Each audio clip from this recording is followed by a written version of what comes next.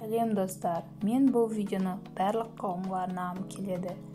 Әр үйдің жуынатын бөлмесінде кездеседі, алайда оны тек кір жууға ғана пайдаланады деп жұмбақ жасырып кетсем, менің сіздерге айтайын деп отырғаным кір сабын жайлы. Әдетте біз оны тек киім жуғанда ғана пайдаланамыз. Бірақ оның тұрмыс-тіршілікте пайдасы орасан зор екендігін біле бермейміз. Ендеше сіздермен кір сабын жайлы пайдалы ақпараттармен бөлісемін. Аптасына 2 рет бетті кір сабынмен жуу керек. Ол беттің тері қабатына терең сіңіп, бетті майландырудан сақтайды. Кір сабынмен жуынғаннан кейін артынан балаларға арналған крем жағуды ұмытпаңыз.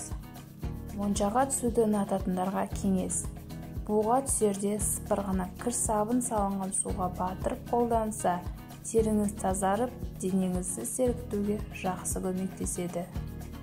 Суы беторамалды кір сабынға үйкеп, ащы иісін 5-10 минуттан күніне 3 рет иіскеп тұрған адам тұмауынан айығады.